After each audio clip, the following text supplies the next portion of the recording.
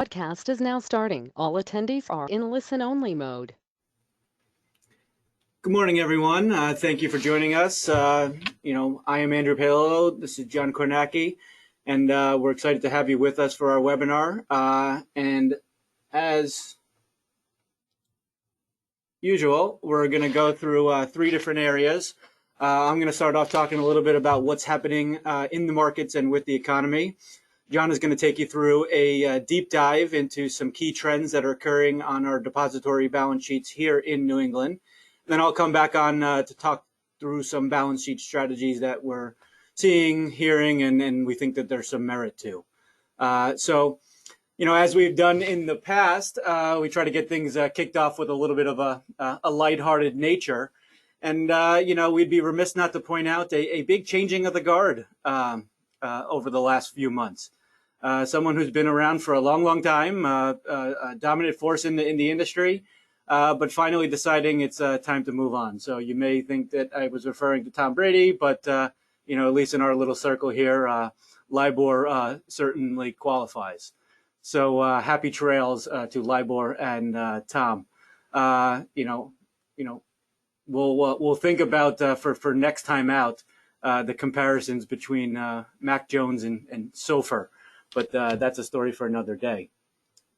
So enough with that. Let's jump into the real fun stuff. So markets in the economy, we're going to talk about the Fed. Obviously, that's front and center right now these days.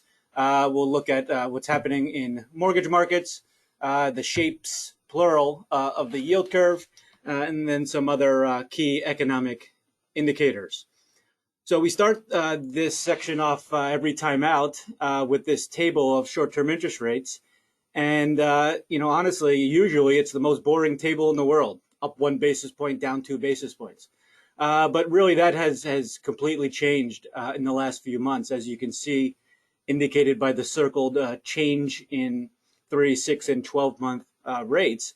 And that's simply a function of the pivot that has occurred with the Fed in terms of what they've indicated about what they're going to do, and most importantly, when they're going to do it.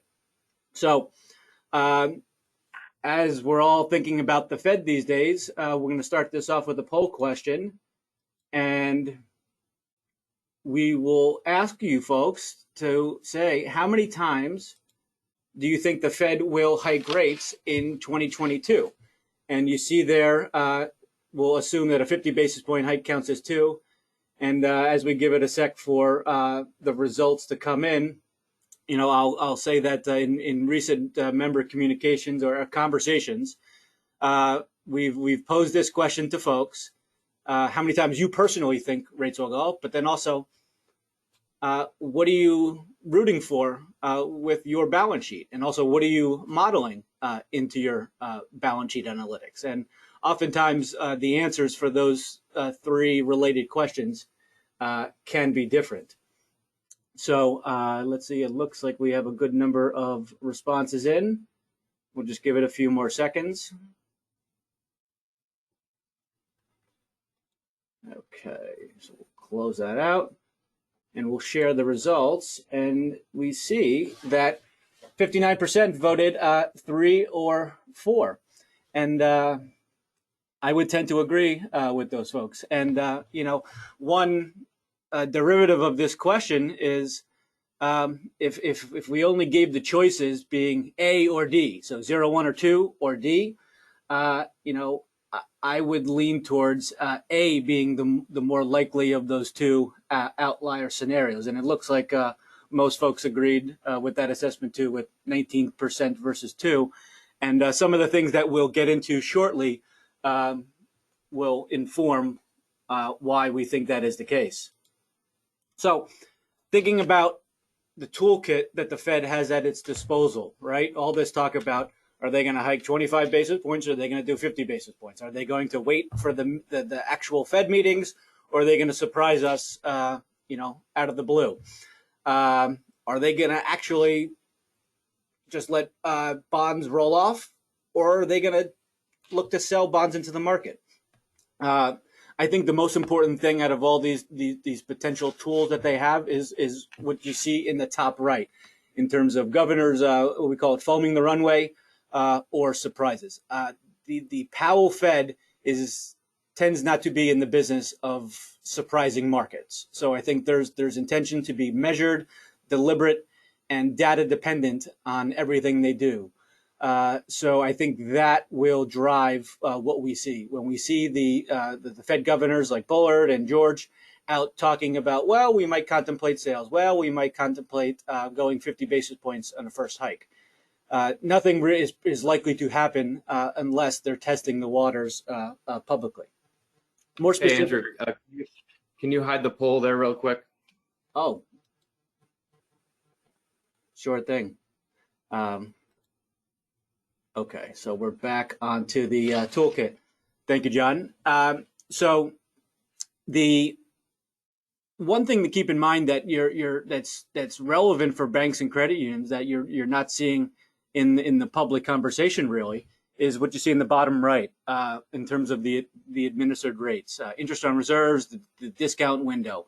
Right now, the discount window is at a plus 50 spread versus the upper bound of the Fed funds range. Historically, that has been zero. So if we truly believe that we're in an environment where things are returning to quote unquote normal, then adjusting those rates would be consistent with that. And also, as we start to see Fed funds rates rise, there may be opportunity for the interest on reserve rate, administered rate, adjust within that band.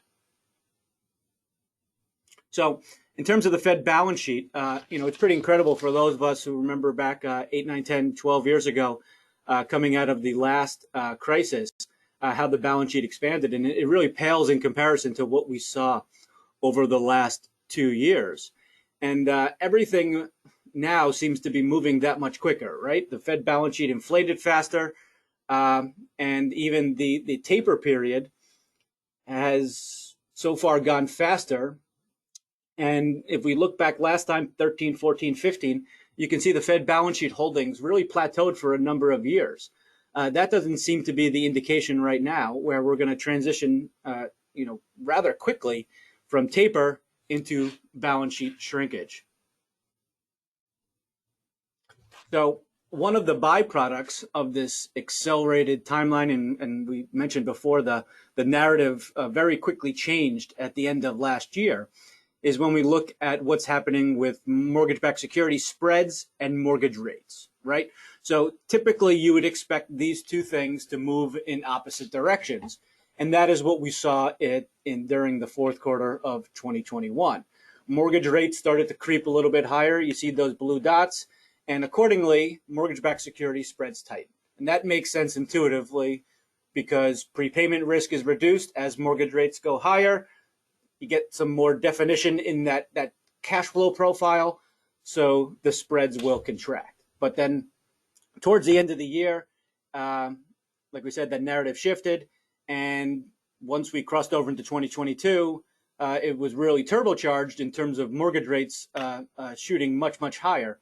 And we also saw spreads go higher, which shouldn't really happen, but it did. So effectively, this is the market forecasting the removal of the Fed as the huge price insensitive buyer from the market.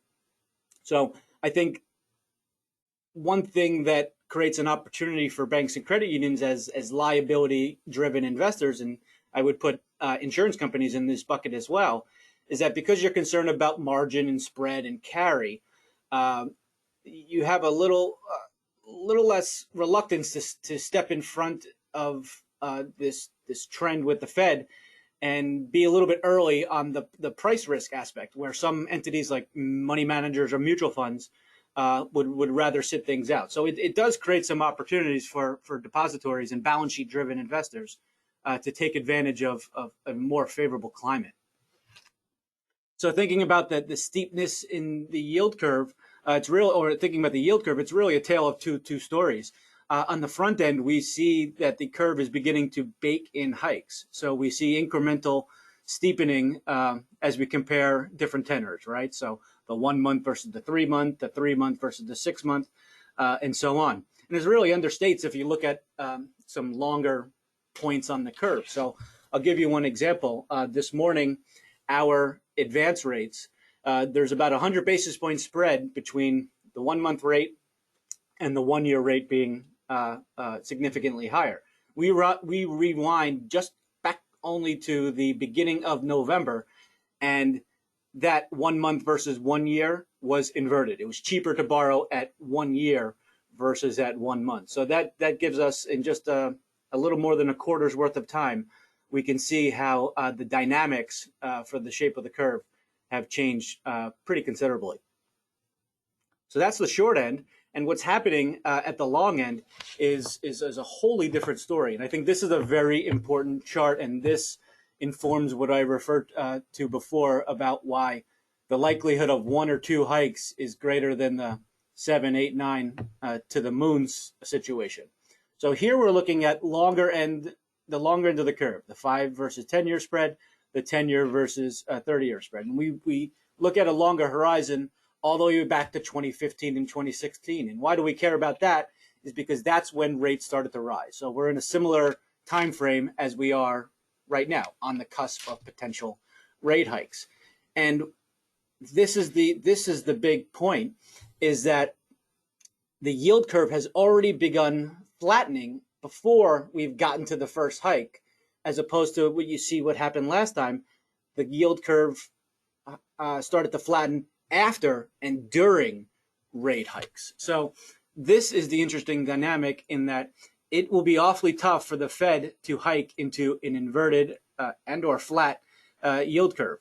And when you think about all that's happening right now geopolitically, we could be one Ukraine headline away from really seeing that flattening accelerate and get that much closer to inversion. We would be remiss if we didn't talk about inflation in a markets and economy conversation. It's all you hear about and see about right now, and you see that 7.5% CPI change that we got just last week. But looking at another measure of inflation, what you see on the right, the 5-year forward expected inflation rate, that really hasn't forecast inflation to be a long-term sticky issue. Now, the Fed removed that word transitory from their communications recently, but at least in terms of market implied expectations, the things that you see with CPI are veering towards being more on the transitory side. Corporate spreads, I think this is something bearing watching. As we talked about, the Fed likes to see stability of markets. And year to date, we've seen some weakening in credit spreads. And there's a million and one different ways to look at this. So what we're looking at here is the underperformance in corporate bonds relative to treasury bonds. So I think, coming off of historic lows, as rate hikes are starting to be priced into the market, liquidity normalizing, underperformance of credit is something that certainly bears watching. Economic growth, again, this ties into that narrative about watching the long end of the curve flattening. So GDP, after the initial shock at the onset of COVID, bounced back pretty strong in the third quarter of 2020, but then even in the following quarters, pretty solid at 2 to 4%. The Atlanta Fed produces an estimate of GDP, taking into account other more recent inputs into in terms of economic indicators. And right now, for the first quarter of 2022, they're forecasting just a 70 basis point quarterly change. So again, same thing with the inverted curve. It'd be awfully tough to see the Fed really going gangbusters on rate hikes if quarterly GDP is running at more modest levels. And the last thing we'll talk about on the economic side is, this is more of a glass half full perspective, I guess, is that unemployment is very strong, specifically here in New England, where you can see where we are now versus where we were in February 2020, but then also noting the very atypical pandemic level spikes. And, going around the district and talking to members and hearing experiences, you could argue that the job market is perhaps too strong, at least in our slice of the world, because folks say that it can be challenging to find people to hire these days. So I'm going to pass it over to John, and he will take us through the peer analysis and call report trends. All right. Good morning, everyone. And now we're going to get into some peer analysis. A few topics here to go through, but let's get right into it. Starting off with cash, excess cash has really been a persistent trend throughout the pandemic, but we're finally starting to see some progress in bringing those cash levels down. You can see the chart on the left here is showing median cash levels for banks and credit unions. Both banks and credit unions cash levels peaked in early 2021 and have slowly been decreasing since then. Certainly, we're still a ways away from pre-pandemic levels where banks and credit unions were sub 5%. But this trend does line up with what we're seeing and hearing in terms of cash deployment opportunities at our depositories. And then looking over at the chart on the right side here, this is looking at the percentage of members that decreased cash levels in the fourth quarter broken out by their third quarter cash levels. So as a whole, the dark blue line going across here is showing just over 60% of members were able to decrease cash this past quarter. And then if we look at by each cash bucket along the x-axis here, we see that more folks with higher levels of cash in the third quarter decreased their cash in the fourth quarter. And you may say, of course, more of the 15% plus cash members decreased cash levels compared to the 5 to 10% grouping, but that's different than what we've seen in recent quarters. The higher percentage members were going higher, and it was the middle of the pack folks that were more aggressive in normalizing. So sticking with the liquidity on the next slide here, we've shown this chart at a couple of our past webinars, and it's a good way to show whether asset deployment is greater than deposit growth. Everyone knows that in 2020, deposit growth far outpaced asset growth, which is why so many members are sitting in excess cash. So this chart is showing the percentage of members where investment plus loan growth is greater than or less than deposit growth for the quarter. The blue represents deposit growth outpacing asset growth, and the green is where asset growth outpaced deposit growth. So if you follow this trend back to the onset of the pandemic, deposit growth was outpacing for more than 2/3 of our members. And then you start to see some glimmers of hope in mid-2021 to now in the fourth quarter where 62% of our members saw asset growth outpace deposit growth. And there's certainly a lot to consider here. I mean, for assets, you certainly see increased focus on the investment portfolio, especially as opportunities presented themselves with a steeper yield curve. Many institutions that we spoke to about, increased focus on investments and trying to find ways to deploy that cash. And you also see glimmers of hope with loan growth, which we're going to talk about shortly. There are certainly pockets of optimism in the loan portfolio with some increased opportunities compared to last year, as well as decreased prepayment speeds with the rise in rates. And then on the deposit side, as stimulus programs ended, those deposit growth levels slowed down, which we're going to discuss on this next slide here. As mentioned, now we're going to look at deposits, specifically non-maturity deposits. As we've talked about today, as well as in previous webinars, one of the biggest challenges in managing cash levels right now is the historic growth in deposits that our members have experienced over the last 2 years. And this chart here is looking at third and fourth quarter non-maturity quarterly growth rates with the third quarter on the y-axis and the fourth quarter on the x-axis.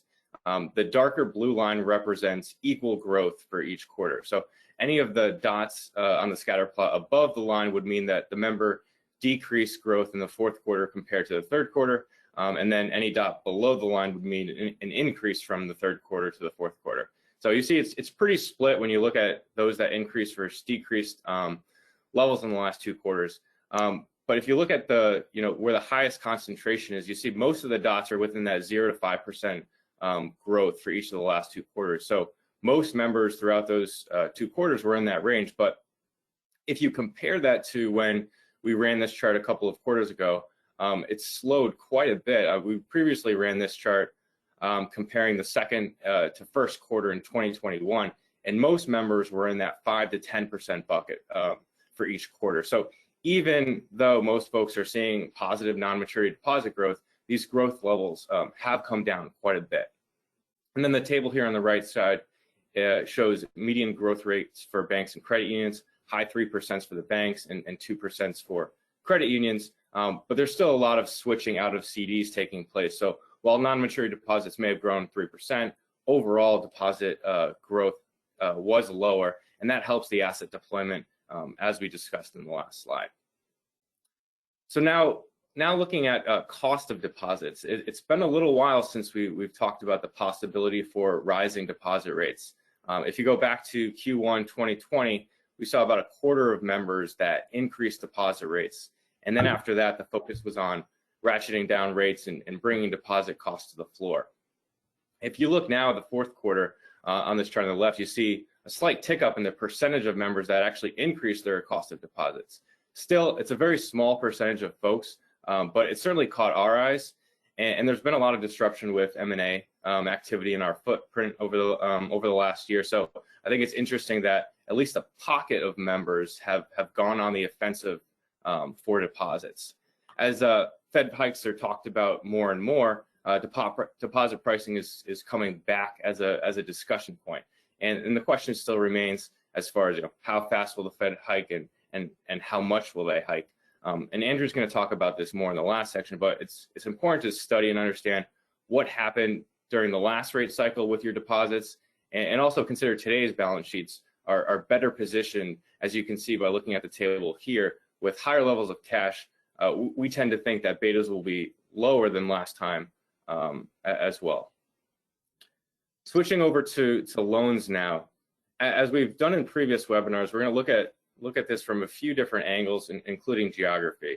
So starting on the top left, we're looking at all depository members. The green area is looking at actual quarter-over-quarter loan growth. We saw that growth break 1% in the fourth quarter, and that's the highest quarterly growth rate we've seen since the fourth quarter of 2019.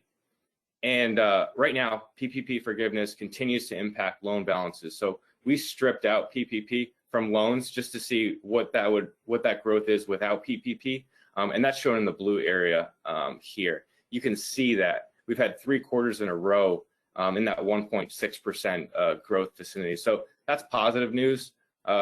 Growth still remains muted overall, but the trend is reversing, and we're seeing signs of light. Then moving over to the top right, we're looking at 1 to 4 family by geographic areas. It's hard to tell from this chart here, but each geographic area saw positive growth in the fourth quarter, with Greater Boston and Rhode Island leading the way here. And we've certainly seen and heard more folks, adjusting their balance sheet strategies to hold more fixed rate mortgages rather than sell to the secondary market.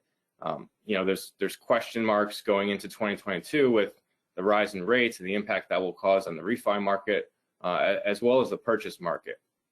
Many members are looking at that closely now and trying to figure out, what's that impact going to be to loan growth as well as the income impact.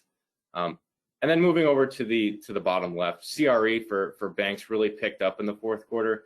You see some really healthy growth figures across most regions, and that's a trend we see nationally as well. Institutions are competing hard for CRE business right now, especially with spotty growth in other areas of the business.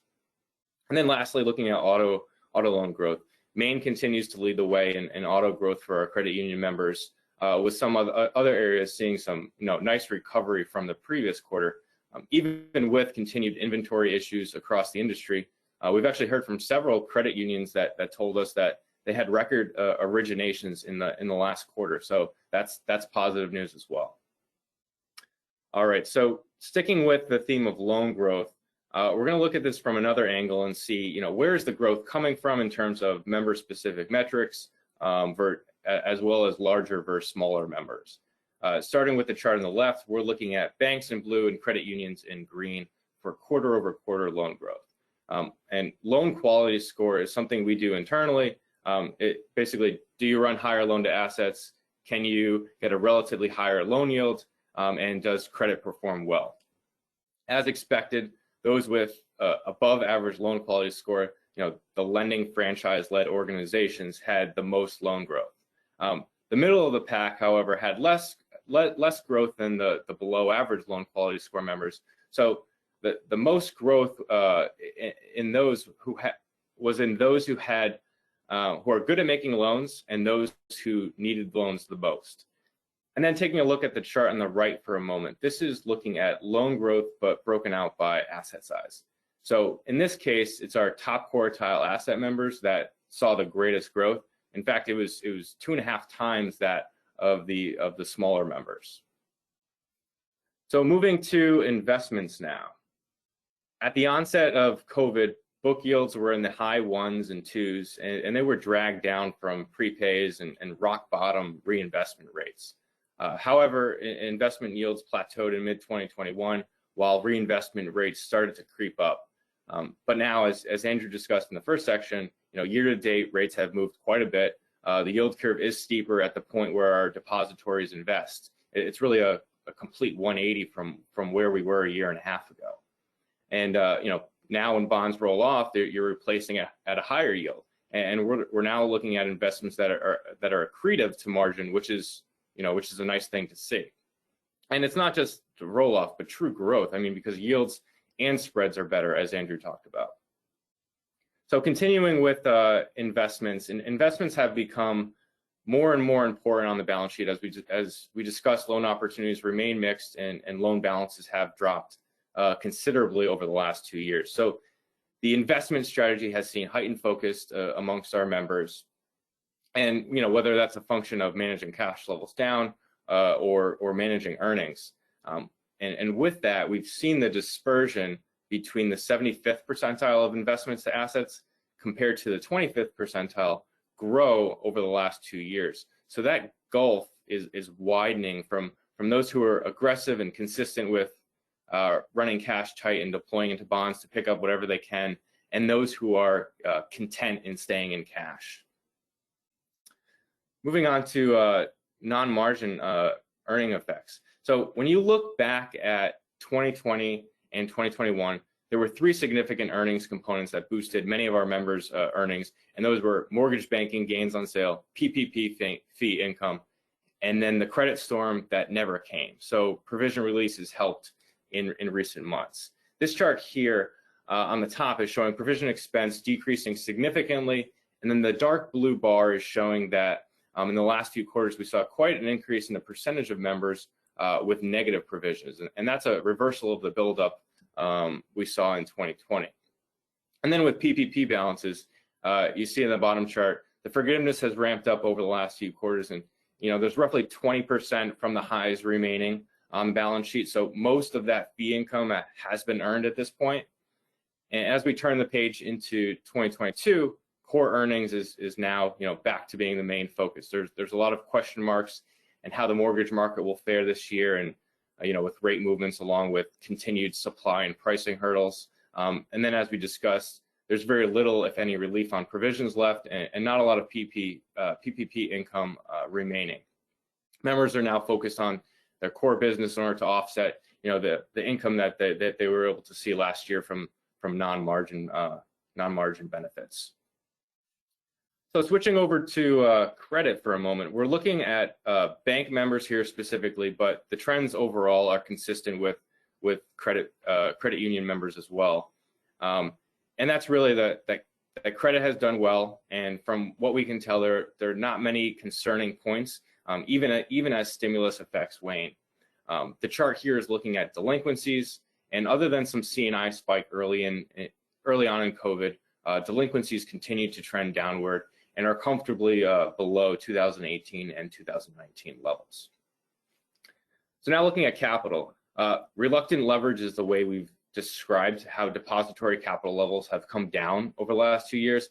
And that's simply because deposits flooded into institutions, and with not enough time to generate earnings, to keep capital levels constant. So if you look at this scatter plot here, this is showing fourth quarter 2019 versus 2021 deposit growth on the x-axis and change in capital on the y-axis. So compared to 2019, our median member has grown deposits by 32%, and capital has gone down by 108 basis points. Now, most members have lower loan to assets, so risk-based capital, a concern now for most credit unions, is probably higher, even though capital is lower. But that's a unique dynamic nonetheless. And then looking ahead, if thinner margins are here to stay, even more leverage may be required to maintain earnings levels, especially if less credit risk is going to be taken. All right, so now finishing off this section here and looking at bank valuations and outlook. Bank stocks have been the front and center with the recovery trade. On this page, we're looking at an index of our public bank members and showing their price to book ratio versus the 3-month, 5-year Treasury curve steepness. We pointed out here the height of the Delta and Omicron waves where we saw some flight to quality dips, but outside of that, bank stocks have been resilient as hikes get baked in. And as you can see, as a whole, banks perform well in a steeper yield curve environment. So with that, that finishes out this section. I'm going to turn it back over to Andrew to talk through some balance sheet strategies.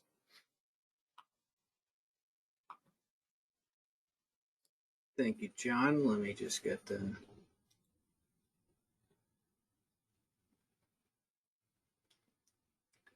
Okay, so, we'll talk about both sides of the balance sheet here. And, I'm a big fan of Venn diagrams, so this will give you a little insight into a framework we use. So essentially, it comes down to thinking about what the balance sheet looks like, what the market is giving us in terms of opportunities, and then how do we reconcile those two things, and that'll point us in the right direction of strategies that we should put to work. So, there's really two questions front and center in terms of balance sheet structure and markets. And the first one is, what is our crystal ball telling us in terms of the pace, magnitude, and direction of lending and deposit portfolios returning to normal? And then the part about markets, and this ties into the poll question earlier, has the Fed tilted too hawkish, too fast? And are there any potential opportunities to take advantage of that pendulum swinging too far in one direction? So the first question to ask is, I guess if I just talked about two questions, this would be the third question. Do we have to raise deposits yet? And in short, no. John alluded to before, betas are likely to be low. Balance sheets are positioned to absorb any potential deposit flight. And even at the end of last year, he did a nice case study looking back at historically what happened with our members. And the executive summary is that the first 100 basis points deposit rates for our members here in New England barely budged. So when we look at what we're looking at here are some rates, CD rates and money market rates for our members. And we can see over the 3 months ago, 6 months ago, Treasury rates were rock bottom. And it was tough to go much, much lower than the posted rates that folks had for deposits. Well, as we know and have talked about the last couple months, things have completely flipped on its head.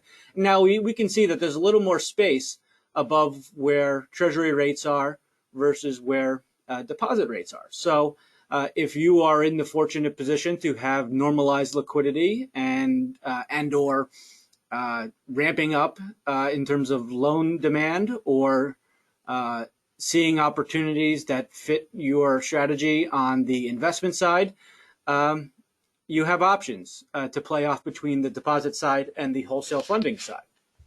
Now, what this brings into the equation is marginal cost of funds, which is a term or a type of analysis that has had it been in mothballs for the last 2 years, because not many folks were going on the offensive in terms of seeking out deposits. So for those who may not be familiar with this concept, is that it boils down to guarding against switching or leaving from your existing depositors, right? So if you say, okay, we want to bring in some deposits, we have some room given where treasury rates and advance rates are, we can go out with a 50 basis point deposit special. The structure of the term doesn't really matter.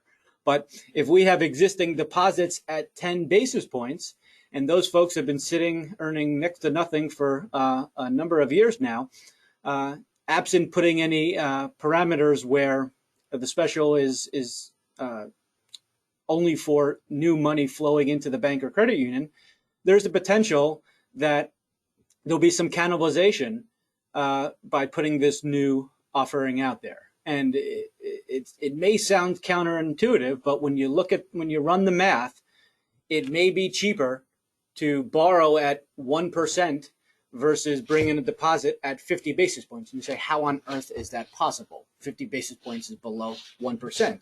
Well, if you get those switchers, if you get those folks who are currently getting 10 basis points and they comprise a certain percentage of the money flowing into the 50 basis point product, you're really taking that jump in cost and spreading it across only the new money. So you can see the bar chart here on the right, depending on how much of the inflows are coming from actual new money into the institution, that changes the cost of that marginal dollar. So we have some tools and some simple spreadsheets that we put together, and we're happy to share and have a conversation. But I think certainly as we talk about things being really flipped on its head in terms of seeking out deposits, that this is something that certainly has to be on the radar.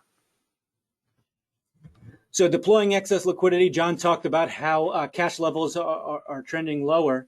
And, to me, this chart is fascinating because even if you see the label up top, it's a 3-year treasury yield. But if I didn't put that label on there, you might be confused in thinking that, looking at the shape of that chart, that this is some high-flying tech stock. So it's really incredible when you think about, what has happened with at this part of the yield curve over just the last 2 years. So I've circled on the bottom 2 particular dates to give us a good example of why, even with bad timing, avoiding cash drag is usually the good move. So in August of 2020, that was the absolute low in 3-year yields. And in August in 2021, I marked that date, which was right before rates really skyrocketed. So if you learn nothing else from this presentation, apparently we've stumbled upon that the first week of August is a horrible time to be buying bonds. So, you're welcome for that, I guess. But the takeaway is that even with that quote unquote bad timing, what do we come without the other side? So the good thing about fixed income is that it's a naturally de-risking type of investment, right? A 3-year bond turns into a 2-year bond and turns into a 1-year bond. So when we look at, with those 2 examples, what we'd be left with today if we had bought the 3-year treasury yield way back then, you can see the unrealized losses are pretty modest, right? Between 1% and 3% about. But it's important to keep in mind that, for collateral eligible securities, that you gain some capacity versus these types of investments, right? Because you say, well, I'm hesitant to deploy into investments because I may need liquidity. I may, the day after I buy bonds, loan demand is going to come back, or I'm going to see deposit surge outflows. Well, you can see here, depending on the type of investments that you're adding, if you do need to pledge it, and a lot of folks don't need to pledge investments, that you have the ability to liquefy them to meet any interim funding needs. So aside from normalizing cash levels, what we have been seeing as a more attractive strategy, and folks have talked about that with us and put some of it into play, is that with the margin pressure that is occurring, right, and that move away from those extraordinary non-interest income earnings drivers, is that investment leverage to fill that earnings gap is certainly something that's on the radar for a lot of folks right now. So certainly if you're asset sensitive, the math is favorable to take advantage of higher rates at that intermediate part of the curve and take advantage of the currently low short-term rates. And like we said, it's going to help with margin pressure. It's going to hedge against the possibility of if rate hikes aren't on the aggressive side. And it also hedges against if loan demand doesn't come back in droves. And I'll point out the second part here in that, in addition to a more attractive landscape now versus say 3 or 6 months ago, the either pessimist or pragmatist in me says that spreads can get much wider. So I would be creating a wholesale balance sheet wish list and say if certain pockets of the market that you've put on the shelf for a while because the yields and the spreads weren't there, that if we do see some increased volatility and spread widening to create a window of opportunity, then certainly you want to have your battle plan in place and say, what are the assets we want to be putting on, and how are we going to fund them? Right? Could we get 100, 200 basis points of spread without taking interest rate risk, like this example here alludes to? Mortgages, as John talked about earlier, real quick, a lot of folks are keeping more mortgages on the balance sheet to sop up liquidity. And much like with investments, we've seen a rise in yields and we've seen a rise in spreads. So here we can see this is independent of the rise in rates. We have seen spreads rise by about 25 basis points since the end of last quarter. So certainly portfolioing mortgages today at 4% or thereabouts has some relative appeal versus the 3% or below that you were putting on the books not too recently. A couple ideas on the advance front as, again, things are shifting around and new opportunities on the funding side come into play. We talked about the steepness of the curve, creating some value to extend assets and fund a little bit shorter. So, here's a scenario analysis tool that we put together that compares if you were to borrow a 6-month classic, and it works for all different terms, or the floating rate option, right? You've seen from us talking about the SOFR index advance, a floating rate advance. And the thing to keep in mind here is that the fixed rate curve prices in whatever the market is pricing into the yield curve. So, we all know and think rates are going up, but that's reflected when you look at the 6-month classic rate of 103. So we ran a little simulation here to say, okay, well, what happens if the Fed hikes at every meeting over the next 6 months? Where do you have the cheaper interest costs, in the fixed or the floater? And the floater outperforms pretty substantially, 33 basis points. So, it sounds counterintuitive to say we want to borrow, the move to make is to borrow floating ahead of rising rates. But it's all about what is being priced into the markets. So here's like the marginal cost of funds, we have a very simple spreadsheet where, there's 4, 5, 6 assumptions that you can customize and set. We're happy to share it with you. So ping your relationship manager or reach out to us, and we'll be happy to share that and or have a discussion. Another idea, we're not quite there yet, but it's something to keep on the radar over the next few months as rates, short-term rates ramp up, are puttable advances, right? This is where the rate can be below that which is available on classic advances. So if we get 3 or 4 hikes and the 3-month classic is, say, at 1%, and the flattening trend continues and long-term rates are relatively stable, you might be able to see an HLB-Option advance at, say, 50 basis points, comfortably below the short-term alternative. So, that provides some opportunity where volatility is your friend, and certainly it has value, tying in that marginal cost of funds discussion, right? To say, okay, well, instead of our marginal dollar of funding being at 1 1/4, well, I can put something on a 50 basis points, and now I'm not as worried about cannibalization within my existing deposit portfolio.